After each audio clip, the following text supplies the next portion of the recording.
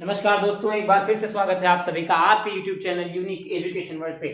कैसे हैं आप सब? आई होप अच्छे होंगे। मैं उमंग तिवारी आपका फिजिक्स टीचर स्टार्ट करता हूं। आज का जो हमारा नया टॉपिक है वो है करंट इलेक्ट्रिसिटी। इससे पहले हम लोगों ने इलेक्ट्रोस्टैटिक्स पढ़ लिया है, इलेक्ट्रो कैपेसिटेंस पढ़ लिया है। अगर आप में से किसी ने उन चैप्टर्स को मिस कर दिया है तो पहले जाके उन्हें देख लें। उनकी जो लिंक है वो मैंने डिस्क्रिप्शन में दे रखी है। अब इस चैप्टर को पढ़ने से पहले आपको इंटीग्रेशन और डिफरेंशिएशन मैथ का बेसिक रूल है, टूल्स बोल सकते हैं, सॉरी बेसिक टूल है, वो थोड़ा सा आपको आना चाहिए। थोड़ा इंटीग्रेशन, थोड़ा डिफरेंशिएशन, बहुत डीप नहीं। अगर आप बायो से हैं तो ठीक है, नहीं आता तो कोई नहीं, अभी आप फार्मूले देख लेंगे हम। आइए हम देखते हैं आज का हमारा गोल क्या है। आज हमें ये टॉपिक कवर करने हैं। इलेक्ट्रिक करंट, इंस्टेंटेनियस, एवरेज क्या होता है, स्टेडी करंट क्या होता है, वेरिएबल करंट क्या होते हैं, direct current, alternating current, direction of current, scalar and vector quantity. समझो ध्यान से। पहले हम पढ़ेंगे इलेक्ट्रिक करंट के बारे में, फिर इलेक्ट्रिक करंट कब कब आता है, स्टेडी और एवरेज, इंस्टेंटेनियस एवरेज का यहाँ पर क्या मतलब है, स्टेडी क्या है, वेरिएबल क्या है, डायरेक्ट और अल्टरनेटिव में क्या डिफरेंस है, डायरेक्शन क्या होती है करंट की, और करंट स्केलर क्वांटिटी है या वेक्टर। ओवरऑल इस पूरे के पूरे वीडियो में हम केवल करंट के बारे में पढ़ेंगे। सबसे पहले हम करंट इलेक्ट्रिसिटी जान लेते हैं। देखो, हम लोगों ने जब इलेक्ट्रिसिटी पढ़ा था, इलेक्ट्रोस्टैटिक्स पढ़ा था, तो हमने क्या कहा था कि व्हेन चार्ज एट रेस्ट, अगर चार्ज चल ना रहा हो, रुका हुआ हो, तो वहां पर क्या होगा।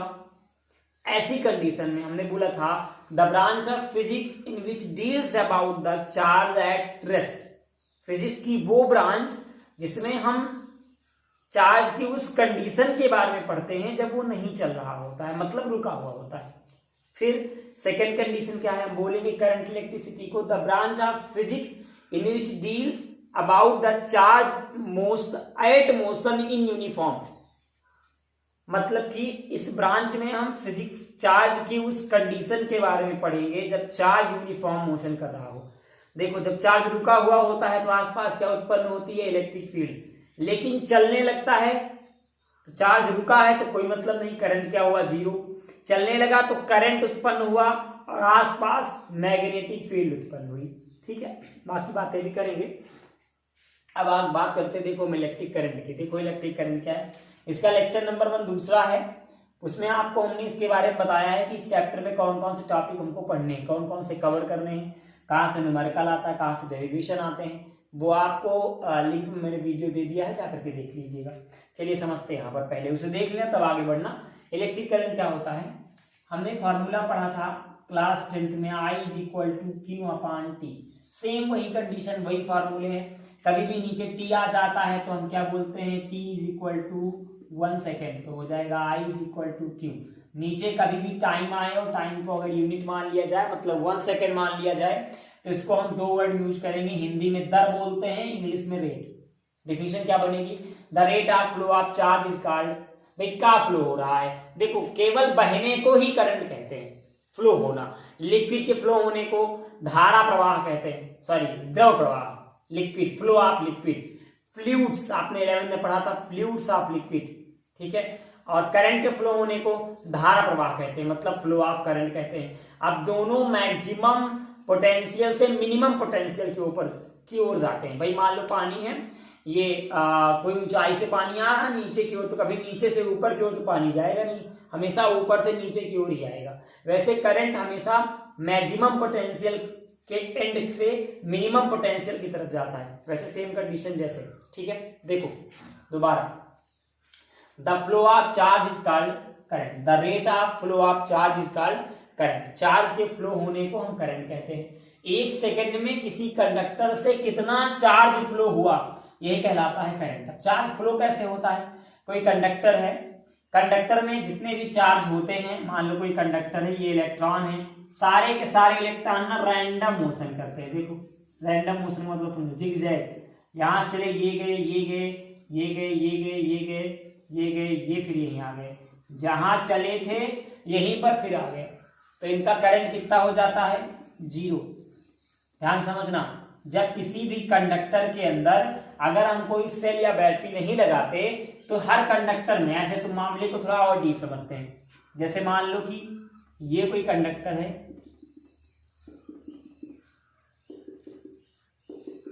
अरे तो बन गया यार, शहबाज उमंग।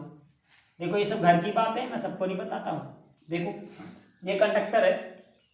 अब क्या है कि इस कंडक्टर के अंदर ऑलरेडी इलेक्ट्रॉन पहले से है, बहुत सारे इलेक्ट्रॉन हैं, झव्वन भरे पड़े हैं। अब ये जो इलेक्ट्रॉन है ना, ये due to thermal velocity, thermal velocity क्या है भाई, ये कंडक्टर किसी रूम में रखा होगा, तो रूम के टेम्परेचर की वजह से इसको कुछ टेम्परेचर मिल रहा होगा, इसको कुछ टेम्परेचर मिलेगा तो अपनी जगह से मूव करेगा, वही जो थर्मल टेम्परेचर मिलेगा, जो टेम्परेचर जाएगा इसके अंदर हीट जाएगी, वही इसके अंदर काइनेटिक मोशन का काम करेगी।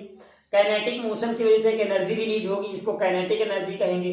उस एनर्जी की वजह से लगातार मूव कर रहा है। मूव कैसे कर रहा है, एक इलेक्ट्रॉन है वो यहां से इधर आया, इधर गया, इधर आया, ऐसे गया, फिर ऐसे आ गया। सेम इलेक्ट्रॉन ऐसे यहाँ गया, यहाँ, मतलब ऐसे ऐसे घूम घूम के फिर सारे इलेक्ट्रॉन क्या कर रहे हैं, अपने प्लेस से हट करके ऐसे झुम झुम झुम ऐसे,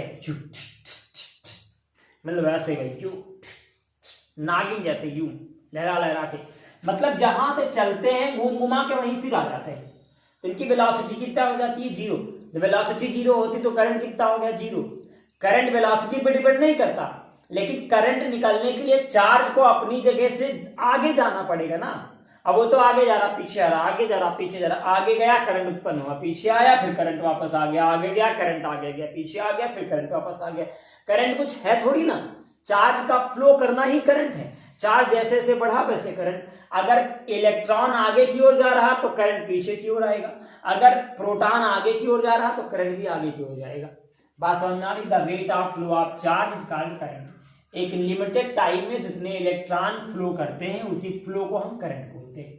अब करंट कैसी क्वांटिटी है, करंट एक फंडामेंटल क्वांटिटी है। फंडामेंटल वो क्वांटिटी होती है जिसको किसी की हेल्प की जरूरत नहीं पड़ती, और फंडामेंटल क्वांटिटी मीन्स करंट की एक यूनिट होती है, इसकी सभी यूनिट है एम्पियर, और यहां से coulomb per second.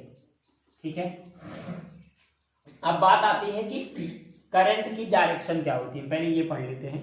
Direction of current को पहले समझ ले। डायरेक्शन करंट के हमेशा पॉजिटिव से करंट निकलता है। मान लो कोई सेल है, इसका पॉजिटिव टर्मिनल है, नेगेटिव, करंट हमेशा इधर से निकलता हुआ ऐसे ऐसे आएगा, ऐसे ऐसे, मतलब पॉजिटिव से निकलेगा और निगेटिव से अंदर एंटर करेगा। ठीक है, अब एक बात और आती है कि इलेक्ट्रॉन के हम बोल सकते हैं the direction of current,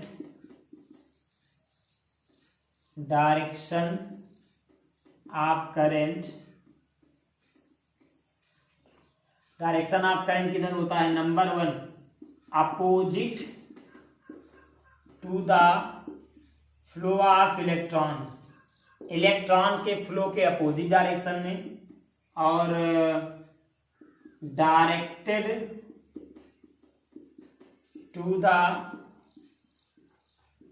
flow of proton, proton के डायरेक्शन में करंट की डायरेक्शन होती है, इलेक्ट्रॉन के अपोजिट डायरेक्शन में होती है। मतलब अगर कोई करंट की डायरेक्शन पूछता है तो करंट हमेशा पॉजिटिव से निकलता है और निगेटिव से इंटर मारता है। ठीक है, तो निगेटिव देखो, निगेटिव ये है तो निगेटिव डायरेक्शन किधर होनी चाहिए, ऐसे, लेकिन डायरेक्शन किधर हो रही, ऐसे, प्रोटॉन की ऐसे ऐसे। देखो दोबारा समझो, अगर कोई इलेक्ट्रॉन है वो आगे की ओर जा रहा तो करंट पीछे की ओर आएगा परपेंडिकुलर टाइप पे, अगर प्रोटॉन आगे की ओर जा रहा तो करंट भी आगे की ओर जाएगा। मतलब प्रोटॉन के फ्लो होने के डायरेक्शन में करंट फ्लो होता है, लेकिन इलेक्ट्रॉन के अपोजिट डायरेक्शन में करंट फ्लो होता है। हटाओ इसे, चलो अभी आगे समझते हैं इसके बाद क्या है। एक टॉपिक इनके बाद आता है कि करंट कैसी क्वांटिटी है, स्केलर क्वांटिटी है या वेक्टर क्वांटिटी है। आइए इस फार्मूले को थोड़ा मॉडिफाई करके रख लेते हैं, भी काम आएगा हम लोगों को। Q को ही हम लिख सकते हैं NE/T। ठीक है, ये भी न्यूमेरिकल में बड़े काम आएंगे। बात करते हैं स्केलर वेक्टर क्वांटिटी की। पहले स्केलर क्वांटिटी क्या होती है ये जान लेते हैं। स्केलर क्वांटिटी कौन सी क्वांटिटी होती है, ऐसी क्वांटिटी जिसको रिप्रेजेंट करने के लिए ओनली मैग्नीट्यूड की जरूरत होती है, नॉट डायरेक्शन। क्या, ऐसी कोई भी क्वांटिटी, मास हो गया, टाइम हो गया, लेंथ हो गया, कोई ऐसी क्वांटिटी जिसको बताने के लिए केवल हमें मैग्नीट्यूड बता दिया जाए, डायरेक्शन की कोई जरूरत ना हो, उसको हम बोलेंगे स्केलर क्वांटिटी। फिर ठीक है, स्केलर क्वांटिटी की एक पहली प्रॉपर्टी ये होती है, दूसरी होती है कि ये एडिटिव होती है। एडिटिव मतलब ये आसानी से ऐड हो जाती है। ठीक है ना, क्लियर हो रहा ना। इसमें डायरेक्शन नहीं होती। थर्ड ले लो, नो डायरेक्शन। अब बात करें हम वेक्टर की, तो वेक्टर क्वांटिटी कौन सी क्वांटिटी होती है? पहला, इसमें मैग्नीट्यूड भी होता है और डायरेक्शन भी होता है। दूसरा, नॉट एडिटिव, ये नॉर्मल तरीके से ऐड नहीं होती। इसमें एक प्रॉपर्टी और जोड़ लो, एडिटिव, और यहां लिख सकते हैं नॉट डिपेंड एट एंगल, ये एंगल पर डिपेंड नहीं करती। और ये नॉट एडिटिव लिख सकते हो और यहां लिख सकते हो डिपेंड एट एंगल, ये एंगल पर डिपेंड करती है। ठीक है। थर्ड बता ही दिया हमने, मैग्नीट्यूड होता है, डायरेक्शन होता है। एक क्वांटिटी और होती है, हम लिखे दे रहे हैं, डेंसर बोलते हैं। इसकी प्रॉपर्टी क्या होती है? इसमें मैग्नीट्यूड भी होता है, डायरेक्शन भी होता है, लेकिन इनकी कंडीशन क्या होती है? ये एडिटिव भी होती है। मतलब ऐसी क्वांटिटी जिसमें स्केलर की भी प्रॉपर्टी मिल जाए और वेक्टर की भी प्रॉपर्टी मिल जाए, उसको बोलेंगे हम डेंसर क्वांटिटी। ठीक, अभी समझते हैं कि करंट, ये बात क्लियर हो रही ना। चलो देखो, अभी भी हम लोगों ने पढ़ा कि करंट का क्या होता है? डायरेक्शन होता है। करंट पॉजिटिव से निगेटिव की ओर जाता है, तो करंट की डायरेक्शन होती, तो करंट को कौन सी क्वांटिटी होनी चाहिए? वेक्टर। लेकिन ऐसा नहीं है, करंट स्केलर है। आइए प्रूव करते हैं कैसे। जैसे मान लो कि ये कोई पॉइंट है, यहाँ 5 एम्पियर करंट आ रहा, इधर से 2 एम्पियर करंट आ रहा, दोनों बीच का एंगल 60 डिग्री है। अगला पॉइंट फिर लिया हमने, करंट 5 एम्पियर का आ रहा, इधर से 2 एम्पियर का आ रहा, लेकिन हमने इस बार मामला बदल दिया। अरे भाई क्या है, बदतमीजी कर रहा है। ऐसे कर दिया 2 एम्पियर का, और इनके बीच का एंगल दे दिया 45 डिग्री। बताओ टोटल करंट इधर कितना होगा, इधर कितना होगा? तो देखो यहां से अगर ये स्केलर क्वांटिटी है तब तो 5 2 7 सीधे 7 एम्पियर, 5 2 7 सीधे 7 एम्पियर। अगर ये वेक्टर क्वांटिटी होती तो पहले हम एंगल देखते, 45 को 60, इन दोनों में क्या करते? cos 60 की वैल्यू रखते, इसके साथ में cos 45 की रखते, तो परपेंडिकुलर और बेस, या फिर इसको एक ट्रायंगल के फॉर्म में कन्वर्ट करते, पाइथागोरस थ्योरम लगाते, तब इसे सॉल्व करते। ठीक है ना, क्लियर हो रहा है? तो मतलब कि इसकी डायरेक्शन होती है, ये पहली क्वालिटी है, इसकी डायरेक्शन होती है। डायरेक्शन होती है जिसके अंदर कौन सी प्रॉपर्टी आ गई? स्केलर की। अब ये एडिटिव भी है, सॉरी डायरेक्शन होती है जिसके अंदर कौन सी प्रॉपर्टी आ गई? वेक्टर की। ये एडिटिव है, मतलब कि बिना एंगल के ऐड हो जा रही है, मीन्स ये एंगल पर डिपेंड नहीं कर रही है, तो इसके अंदर कौन सी क्वालिटी आ गई? स्केलर की। दोनों को जोड़ दिया तो कौन सा मैटर बन गया? डेंसर। मतलब कि अगर कहीं करंट पूछे कौन सी क्वांटिटी है, तो आप सीधे बोलेंगे करंट एक डेंसर क्वांटिटी है। अगर डेंसर ना मिले तब ऐसी कंडीशन में आप बोलेंगे कि करंट एक स्केलर क्वांटिटी है। ठीक है, क्लियर? हमें डायरेक्शन ऑफ करंट मिल गया, स्केलर वेक्टर में मतलब पता लग गया कि करंट की स्केलर क्वांटिटी है, डायरेक्शन होने के बाद भी स्केलर कहलाती है। आइए आगे समझते हैं हम कि करंट को इंस्टेंटेनियस एवरेज का क्या मतलब है। देखो अब अगर समझते चलते हैं एक चीज, और ये सब निपटा लेते हैं पहले। स्टेडी क्या है, वेरिएबल क्या है, डायरेक्ट क्या है, अल्टरनेटिंग क्या है, निपटाओ पहले ना। स्टेडी करंट देखो क्या है। स्टेडी करंट क्या होता है? अगर करंट की वैल्यू किसी भी कंडक्टर के अंदर चेंज ना हो, when the value of current do not change with time is called steady current. या हम बोल सकते हैं कि करंट की वैल्यू पाथ पर डिपेंड ना कर रही हो, पाथ कैसा भी हो करंट सेम फ्लो होगा, उसकी वैल्यू में कोई चेंजिंग नहीं होगी, तो वो हो जाएगा स्टेडी करंट। ज्यादा अच्छी लैंग्वेज में आप सीधे डिफिनेशन लिख सकते हो, the current do not change with time is called steady current. The current change with time is called variable current. अगर करंट की वैल्यू टाइम के साथ साथ बदल रही हो तो वो वेरिएबल करंट है। वैसे इनकी सबकी नोट्स ऑलरेडी अवेलेबल है, आप जाके नोट्स ले सकते हैं। एक पूरा का पूरा नोट्स मैंने दे दिया है लास्ट में, डिस्क्रिप्शन में ले लीजिएगा या ऐप में जाके डाउनलोड कर लीजिएगा। एक एक नोट सब आपको ऐप में मिलेंगी, कोई टेंशन वाली बात नहीं। देखो आगे डायरेक्ट करंट को डीसी बोलते हैं, अल्टरनेटिंग करंट को एसी बोलते हैं। स्टेडी कौन सा करंट था? स्टेडियो वेरिएबल किस बात पे डिपेंड करते थे? मैग्नीट्यूड पे, ना कि डायरेक्शन पे। अगर करंट का मैग्नीट्यूड टाइम के साथ चेंज नहीं होता तो वो स्टेडी करंट है, अगर टाइम के साथ चेंज हो रहा तो वो वेरिएबल करंट है। अब ये जो डायरेक्ट और अल्टरनेटिंग, इसको हम क्या बोलेंगे? अगर करंट की डायरेक्शन, मैग्नीट्यूड नहीं, डायरेक्शन टाइम के साथ चेंज हो रही हो तो वो डायरेक्ट करंट है, और डायरेक्शन टाइम के साथ चेंज ना हो रही हो तो डायरेक्ट, हो रही हो तो अल्टरनेटिंग। और यहां लिख देते हैं एसटीडी क्या है। आइए एसटीडी बारे में क्या लिखेंगे आप? लिखिए एसटीडी कौन सा करंट है? द करंट मैग्नीट्यूड इसका क्या हो? डू नॉट चेंज, मैग्नीट्यूड इसका चेंज ना होता हो। द वैल्यू ऑफ करंट या the magnitude of current do not change with time is called steady current, change with time is called variable current. ठीक है, अभी नीचे नोट से नोट कर लेना इसे। आगे डायरेक्ट की बात कर रहा है, दोबारा फिर समझे। The value of current do not change with time, current का मैग्नीट्यूड और डायरेक्शन दोनों, यहां दोनों में क्या बात थी?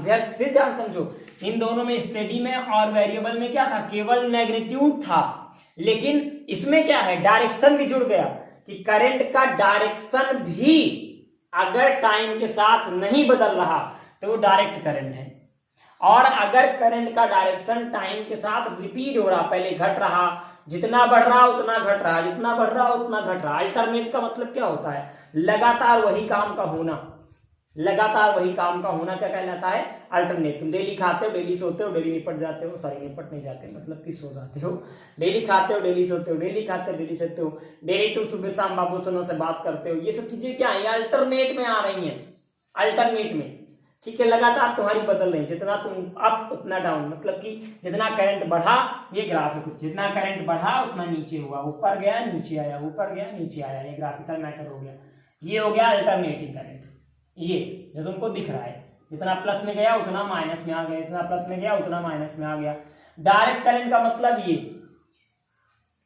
अगर ऊपर गया तो ऊपर रह गया, नीचे आ भी नहीं गया, देखो इसने लाइन को क्रॉस नहीं किया।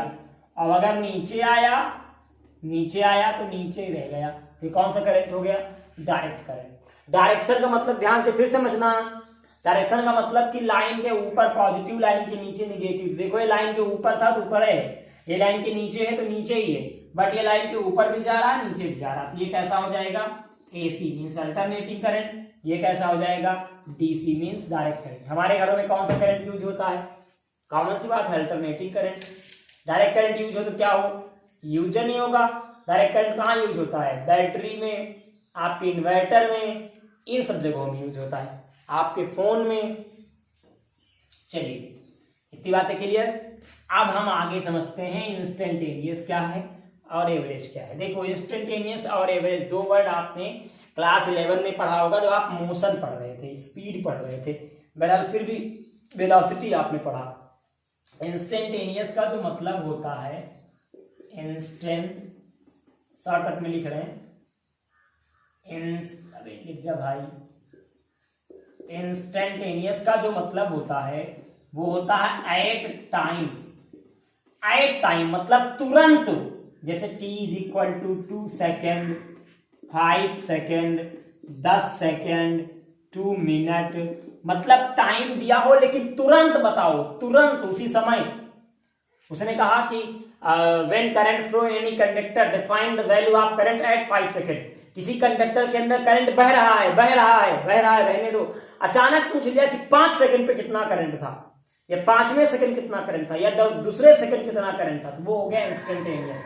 अब अगर सेम कंडीशन एवरेज की बात की जाए तो बिटवीन कह दिया जाएगा 10 से 5 सेकंड के बीच, या 10 से 20 सेकंड के बीच, ये एवरेज करंट हो जाता है।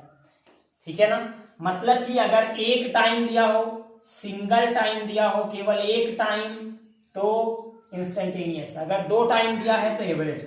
अब देखो इसका फार्मूला होता है I is equal to D Q upon D T. ये इसका फार्मूला होता है I is equal to del Q upon del T, delta sorry, delta को हम लिख सकते हैं Q2 माइनस Q1 अपान T2 माइनस T1, ये फॉर्मूला यहाँ से बनता है। ये तो डिफरेंशिएशन से है, ठीक है। इन दोनों पे न्यूमेरिकल टच होते हैं। न्यूमेरिकल कहाँ से आते हैं, I is equal to Q upon T पर, I is equal to N upon T पर, इस फार्मूले पर और इस फार्मूले पर। आइए कुछ न्यूमेरिकल देख लेते हैं, पहले दोबारा हम समझ लेते हैं। इंस्टेंटेनियस करंट का मतलब क्या हुआ, any value at instant time, बहुत स्मॉल टाइम में, बहुत कम समय में जो वैल्यू मेजर की जाए वो इंस्टेंटेनियस है। और एक टाइम इंटरवल में, एक बिटवीन टाइम में, दो टाइम्स इंटरवल के बीच में जो वैल्यू मेजर की जाए वो एवरेज टाइम है, ठीक है। अभी मैं इतना हटाता हूं, इनके न्यूमेरिकल टच करता हूं। चलो देखो, जैसे क्वेश्चन आया कि आपको दिया गया, हटा रहा हूं, इधर प्यार से फॉर्मूला लिख के दे रहा हूं, फिर आप समझ लीजिएगा अच्छे से। गॉड, चलिए हमारा फॉर्मूला क्या है, I is equal to Q upon T, हम इसी पर बात करेंगे, या इसी को लिख सकते हैं NE अपान टी। चेंजिंग क्या क्या है, अगर कहीं इंस्टेंटेनियस की बात कर रहा है तो I is equal to D Q upon D T. कहीं पर भी फिजिक्स में D का मतलब क्या होता है, स्मॉल, वेरी स्मॉल, बहुत कम, ठीक है। अगर कहीं एवरेज की बात कर रहा तो I is equal to delta Q upon delta T. इसको भी हमने मॉडिफाई किया, तो डेल्टा टी को क्या लिखेंगे, Q2 माइनस Q1 अपान T2 माइनस T1। चलो अब समझते हैं। एक न्यूमेरिकल दे दिया गया आपको, क्वेश्चन कह रहा है कि Q is equal to t cube plus 2t square, ये t cube plus 2t square. इसमें बताना है t is equal to 5 second पर करंट कितना होगा, और दूसरा t1 t is equal to 10 to 5 second में करंट कितना होगा। ध्यान से उसको बताना। पहली कंडीशन है t is equal to 5 second पर, एक टाइम केवल दिया है, तो क्या हो जाएगा, ये इंस्टेंटेनियस करंट पूछ रहा। यहां दो टाइम की बात कर रहा तो क्या हो जाएगा, ये एवरेज करंट पूछ रहा।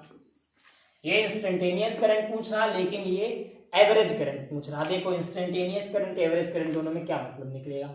इंस्टेंटेनियस की बात कर रहा तो क्या लिखेंगे, I is equal to D Q upon D T. तो I is equal to D Q की जगह T cube plus 2t square, dt की जगह केवल dt। चलो समझते हैं इसको। ये डिफरेंशिएशन है। डिफरेंशिएशन कैसे होता है, फॉर्मूला होता है dx की पावर dt। तो यहां हम क्या लिखते हैं, सॉरी dt, फॉर्मूला बनता है इसका हमेशा nx की पावर n माइनस 1। समझो, यहां दो टर्म है, टी क्यूब है, 2t स्क्वायर है। चलो एक एग्जांपल लेते हैं, मान लो लिख दिया dt क्यूब अपान dt। तो t यहां देखो x की जगह क्या है, t, ठीक है। तो यहां लिखा हमने, और n की जगह 3, तो इसका हो जाएगा 3t 3 माइनस 1, मतलब 3t स्क्वायर, ठीक। मतलब जो पावर होती है बगल में मल्टीप्लाई हो जाती है और एक घट जाती है। दोबारा एक और एग्जांपल लेके देख लेते हैं। इसका 3t स्क्वायर हुआ, 2t स्क्वायर का क्या होगा, d into 2t square upon dt। इसका क्या बनेगा, 2 को 2 ही रहने दो, ये वाला 2, देखो ये x का काम कर रहा, ये n का काम कर रहा, तो n बगल में आएगा, तो इंटू 2 इंटू t 2 माइनस 1 हो जाएगा 4t। ये इसकी वैल्यू आई, यहां हमने लिख दिया। I इज इक्वल टू आपका फार्मूला क्या बनेगा, 3t स्क्वायर फिर प्लस 4t, ठीक। अब कितने का पूछ रहा था, ये करंट की वैल्यू आई, लेकिन डिफरेंशिएट करने पे अब t is equal to 5 second की बात कर रहा था। रख दो इस फटाफट, t इज इक्वल टू 5 रखोगे तो क्या बनेगा मामला, I is equal to 3 into 5 5 25 plus 4 into 5 तो हो जाएगा 25 3 75 और प्लस 20, ये हो गया 95 एम्पियर। I की वैल्यू आ गई, ठीक है। अच्छा, अब यही 2 सेकेंड के 10 और 5 के बीच में पूछ रहा, मतलब एवरेज पूछ रहा। एवरेज पूछ रहा तो क्या करेंगे, Q2 माइनस Q1 अपान T2 माइनस T1 लगाएंगे। आइए Q2 Q1 निकालते हैं, पहले इसे हटा रहे हैं, ठीक है। अब ये क्वेश्चन और दे रहे हैं, आप चेक करिएगा। ज्यादा जानकारी के लिए आप एक डिस्क्रिप्शन में आपको लिंक दे दी जाएगी, उस लिंक से आप ऐप डाउनलोड कर लीजिएगा। उस ऐप में इस फार्मूले में बहुत सारे क्वेश्चन है बेसिक जो आपको सॉल्व करने हैं, वहां से जाके प्रैक्टिस की पूरी सीट नोट कर लीजिएगा, बहुत अच्छे से आपको आ जाएगा। चलिए समझते हैं। देखिए क्या बता रहा है ये, Q2 निकालना है, तो Q2 कैसे निकलेगा, Q2 दूसरा टाइम क्या है 5, यहाँ रखो T की, देखो एवरेज कहेगा तो डिफरेंशिएशन नहीं करना, डायरेक्ट सॉल्व करना है। एवरेज नहीं करेगा, इंस्टेंटेनियस कहेगा तभी डिफरेंशिएशन करना है। Q2 की जगह यहाँ T, T2 की वैल्यू क्या है 5, तो यहाँ रखो T क्यूब, मतलब 5 का क्यूब प्लस 2 इंटू 5 का स्क्वायर माइनस Q1 पहला टाइम क्या है 10, तो यहाँ रखो इस बार 10 का क्यूब प्लस 2 इंटू 10 का whole square upon T2 minus T1 मतलब 5 माइनस 10। चाहो तो इसको बढ़ा भी सकते हो, कोई दिक्कत नहीं, चाहो तो कम कर लो, आप मान लो वैल्यू ज्यादा लग रही हो वैसे इतनी बड़ी वैल्यू नहीं आती है, तो इसे 2 इंटू 1 कर लो, ये लो। तो यहाँ से Q2 क्या निकलेगा, T की जगह 2 का क्यूब प्लस 2 इंटू 2 का स्क्वायर, तो यहाँ से Q2 होगा 8 प्लस 2 इंटू 4, ये हो जाएगा 8 प्लस 8, यहाँ से Q2 आया 16। फिर Q1 निकाल लो, Q1 क्या है 1, तो यहाँ 1 का क्यूब 1 प्लस 2 इंटू 1, यहाँ आ गया 1 प्लस 2 बोले तो 3, फार्मूले में वैल्यू रख दो, I is equal to 16 minus 3 upon 2 minus 1, 16 से 3 गया तो 13 upon 1 means I is equal to 13 ampere. ये आपका आंसर आ गया। ठीक है, बात समझ में आ रही है। अभी कुछ न्यूमेरिकल मैं आपको दे रहा हूँ, बहरहाल ज्यादा जानकारी के लिए आप ऐप डाउनलोड कर लीजिए। ऐप में आपको जो डीपीपी मिलेगी, लेक्चर्स के हर लेक्चर्स के बाद आपको जो प्रैक्टिस सेट मिलेगा वो सारे के सारे बोर्ड पैटर्न पे डिपेंड है। बोर्ड में जितने क्वेश्चंस आए हैं, ऑब्जेक्टिव हो या फिर वो ऑब्जेक्टिव के बाद शॉर्ट आंसर्स हो या वेरी शॉर्ट हो, सब उसमें इंक्लूड है। ठीक है, अभी इतनी बातें क्लियर हो रही है ना। इसके बाद हम लोग कल क्या पढ़ेंगे, एक बार हमने रिवीजन कर लेना है क्या क्या पढ़ा मैंने आज हम लोगों ने करंट इलेक्ट्रिसिटी के बारे में जाना, करंट इलेक्ट्रिसिटी, फिर electric current, direction of electric current, electric current कौन सी क्वांटिटी, स्केलर या वेक्टर, फिर इलेक्ट्रिक करंट स्टेडी कब होता है, वेरिएबल क्या होता है, डीसी क्या होता है, एसी क्या होता है, स्टेडी और वेरिएबल किस पर डिपेंड करता है, ओनली मैग्नीट्यूड पर, लेकिन डीसी और एसी किस पर डिपेंड करता है, मैग्नीट्यूड और डायरेक्शन दोनों पे, इवन ज्यादा डिपेंड करता है डायरेक्शन पे। फिर हमने जाना इंस्टेंटेनियस करंट क्या है और एवरेज क्या है। इंस्टेंटेनियस क्या होता है, एट टाइम, एक स्मॉल टाइम में तुरंत जो करंट की बात की जाए, 2 सेकेंड, 5 सेकेंड, 1 सेकेंड, वो क्या है इंस्टेंटेनियस। एक टाइम दिया हो तो इंस्टेंटेनियस, 2 टाइम के बीच में करंट पूछा जाए तो एवरेज करंट। बाकी बातें हम फिर अगले वीडियो में करेंगे। अगले में हम ड्रिफ्ट वेलोसिटी के बारे में जानेंगे। मिलते हैं फिर अगले वीडियो में। एक बार आप सभी का बहुत बहुत धन्यवाद है, हृदय से आपका धन्यवाद है। आप लगातार मेरे साथ जुड़े हैं, बहुत साथ दे रहे हैं हमारा। आपके पॉजिटिव कमेंट लगातार हमें एक पॉजिटिव एनर्जी दे रहे हैं। बस हमारी कोशिश रहेगी कि आप तक वीडियोस पहुंचते रहें और आपकी कोशिश रहे कि प्लीज आप ये वीडियो अगले तक पहुंचाते रहें। धन्यवाद।